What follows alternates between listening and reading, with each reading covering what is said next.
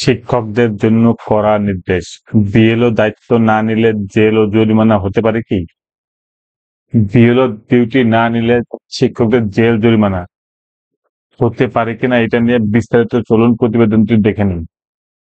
সম্প্রতি নির্বাচন কমিশনের নির্দেশ, প্রত্যেক জেলার প্রাথমিক বিদ্যালয়ের শিক্ষকদের বিএলও ডিউটি দেওয়ার নির্দেশ এসেছে। এই নির্দেশ না মানলে আইনি পদক্ষেপ নেওয়ারও অভিযোগ এসেছে শিক্ষকদের মধ্যে থেকে। নির্বাচন কমিশনের কাজ অর্থাৎ ন্যাশনাল ডিউটি, কিন্তু এইভাবে শিক্ষকদের বাধ্যতামূলকভাবে কি ভোটের ডিউটির মতন বিএলও ডিউটিও দেওয়া যায়? প্রশ্ন উঠছে খোদ শিক্ষক মহল থেকে। প্রচুর স্কুলে একজন শিক্ষক বা দুজন করে শিক্ষক রয়েছেন। এইভাবে শিক্ষকদের বিএলওর কাজে দিনের পর দিন নিযুক্ত রাখলে পড়াশোনার কি হবে, প্রশ্ন উঠছে বিভিন্ন মহল থেকে। এই বিএলও ডিউটি কি?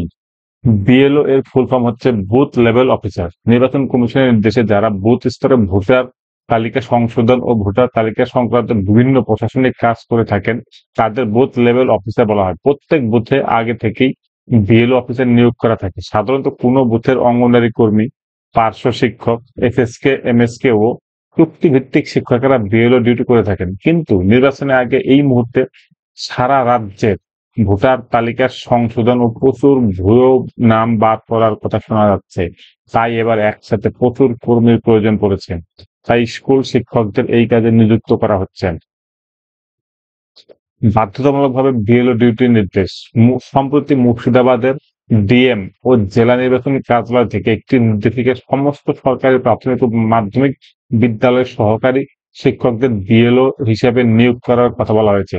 কিছু শিক্ষক এই দায়িত্ব গ্রহণে বা পালনে অনীহা দেখাচ্ছেন বলে নির্দেশিকা উল্লেখ রয়েছে।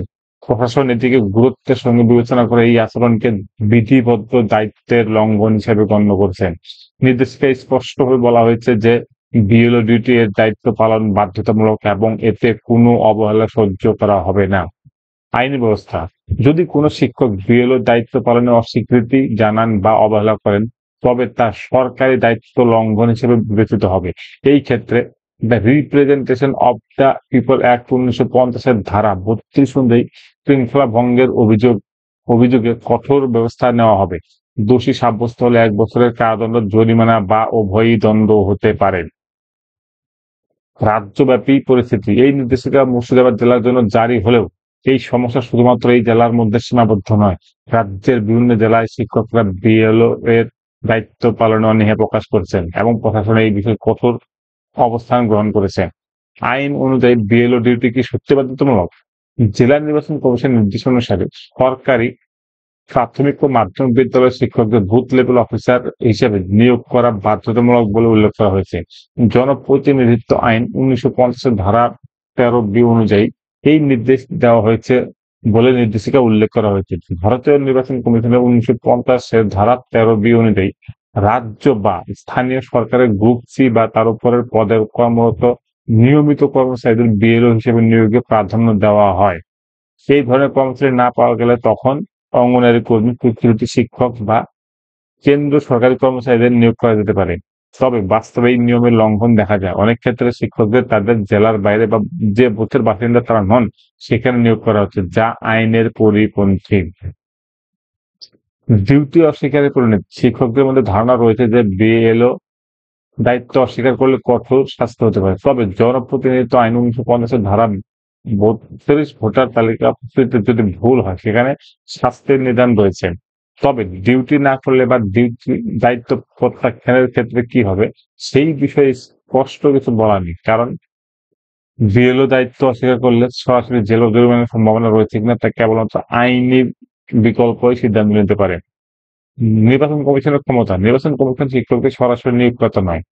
তাদের নিয়োগকর্তা হলো জেলা প্রাথমিক শিক্ষা পর্ষদ, জিপিএসসি যেটাকে বলা হচ্ছে, বা জেলা পরিদর্শক বা ডিআই। তাই নির্বাচন কমিশন শিক্ষকদের সরাসরি শাস্তি দিতে পারে না। তারা কেবল সংশ্লিষ্ট কর্তৃপক্ষের কাছে শাস্তিমূলক ব্যবস্থা সুপারিশ করতে পারে।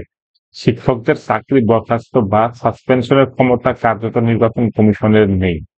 শিক্ষকদের অধিকার ও আরটিই শিক্ষার উপর প্রভাব: শিক্ষার অধিকার আইন 2009 এর ধারা 27 অনুযায়ী শিক্ষকদের অশিক্ষামূলক কাজে নিয়োজিত করা যাবে না।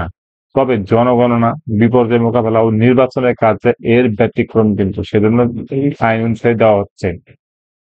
বিএলও দায়িত্ব শিক্ষকদের শিক্ষাদানের কাজে বাধা সৃষ্টি করে।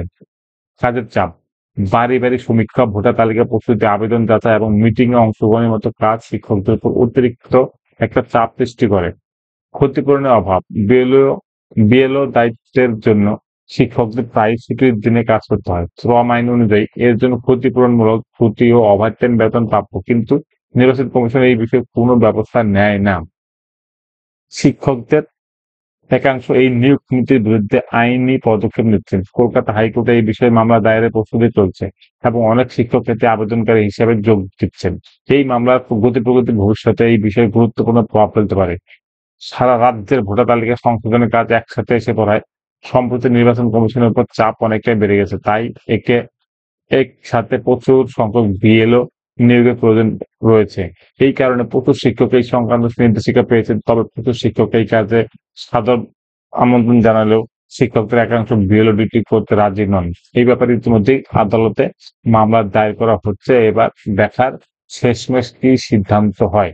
তবে যেটা দেখা যাচ্ছে বা শোনা যাচ্ছে, যাদের ডিউটি আসছে তারা বেশিরভাগই কিন্তু বিএলও দায়িত্ব পালন করবেন বলেই তার সিদ্ধান্ত নিয়েছেন। এখন দেখা যাক ভবিষ্যতে কি হয়। বন্ধুরা, যদি ভিডিওটি ভালো লাগে অবশ্যই লাইক, কমেন্ট, শেয়ার এবং সাবস্ক্রাইব করতে একদম ভুলবেন না। ধন্যবাদ।